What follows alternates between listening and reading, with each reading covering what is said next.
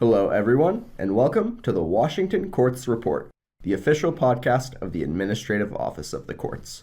I'm your host, Patric Harley, and on today's episode, we're going to be covering the state of the judiciary.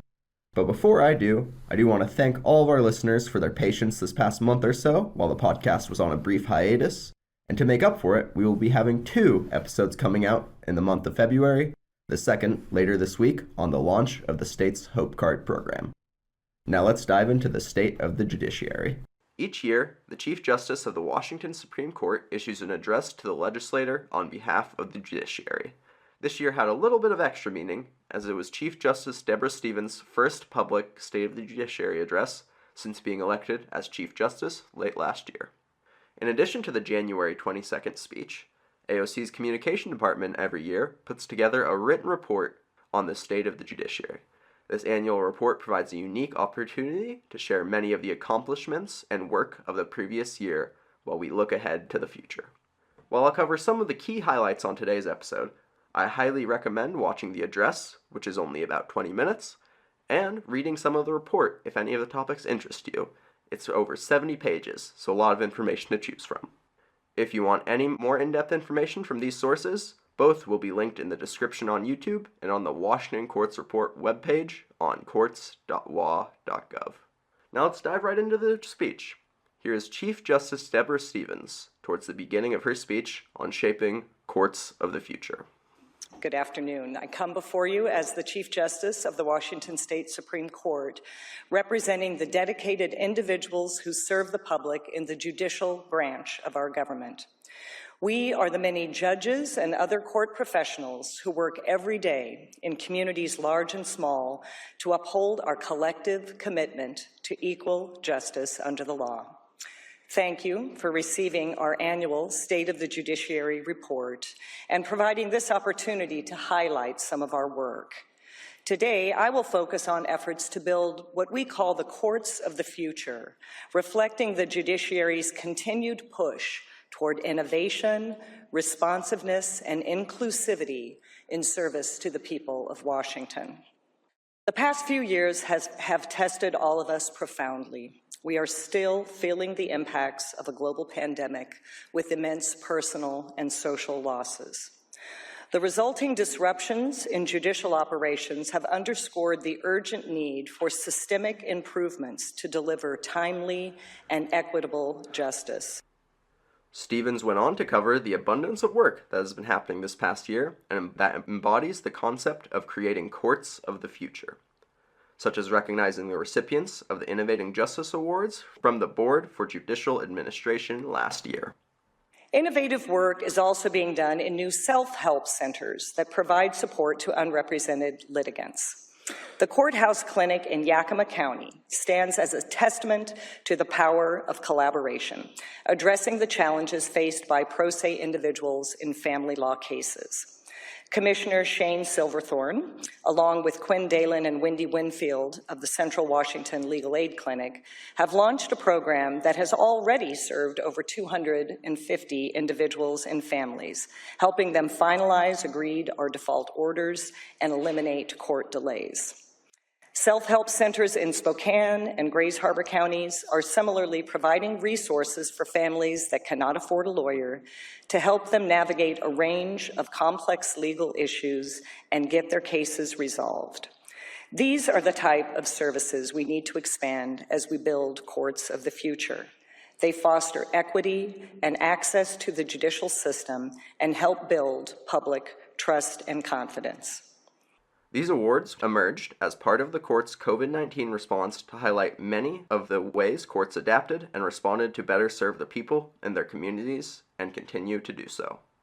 Another highlight from the address and report include the AOC's work on therapeutic courts, which has helped result in a nearly doubling of innovative therapeutic courts across our state. Once again, Chief Justice Stephens put it best. Let me highlight just a few examples of the successful court programs we've been working on across the state. First, Therapeutic Courts.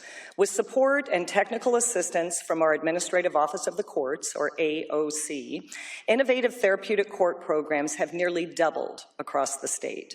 These provide vital alternatives to traditional sentencing through a focus on rehabilitation and services for individuals struggling with mental health, substance use disorders, and other challenges. The expansion of therapeutic courts reflects the vision of the judges and court staff who lead them and their dedication to innovative justice solutions that are reducing recidivism and fostering community healing. Our very first podcast episode actually covered Therapeutic Court Month last year, getting you some insight into why they're so important for our justice system. If you want to learn more, again, that episode is on YouTube, Spotify, and Apple Podcasts. Another former podcast topic, the chief went on to discuss the Pierce County Juror Pay Pilot Project and how courts across Washington are closely watching the launch of the Pay Pilot, which increased juror compensation by 900% in Pierce County. Juror compensation typically starts at $10 a day, a rate that has not increased in decades. By increasing daily juror compensation to $100 in Pierce County, the goal is to reduce long-standing economic barriers and enhance jury diversity. You can read more about the project in the State of Judiciary on page 12 of the written report, or listen to our October podcast episode where I interviewed Pay Pilot Administrator Chris Gaddis on the launch of the project. Another piece of important work highlighted was the Blake Refund Bureau. As a refresher, in 2021, the Washington State Supreme Court found the law criminalizing drug possession unconstitutional.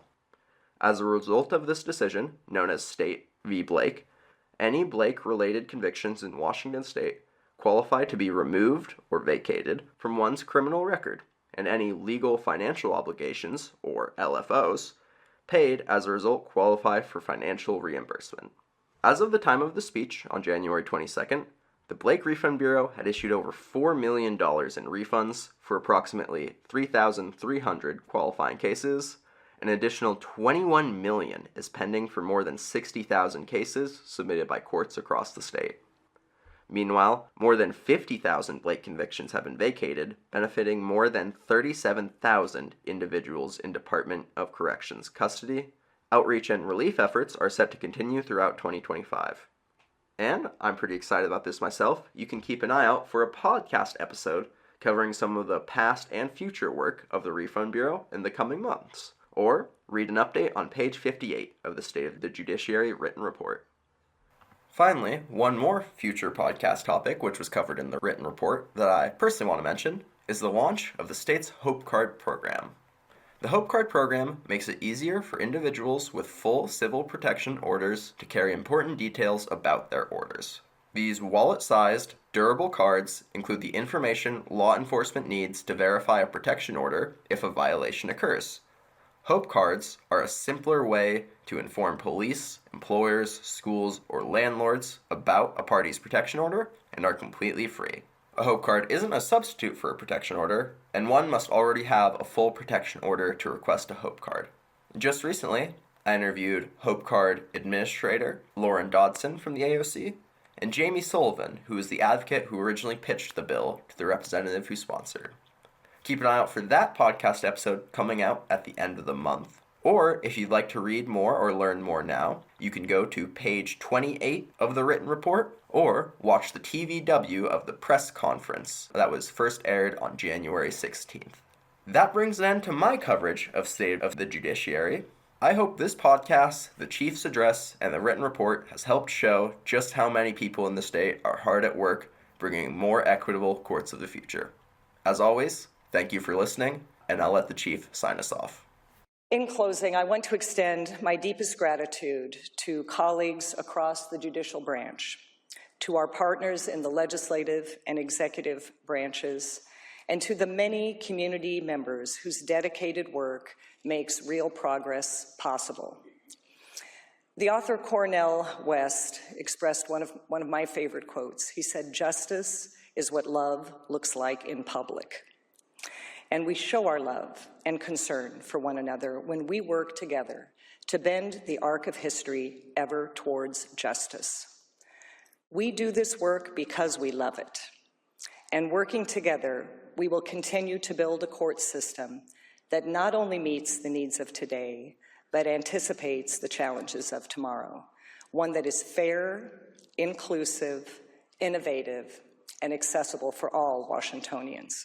Thank you again for receiving our State of the Judiciary report and for inviting us here this morning. Thank you.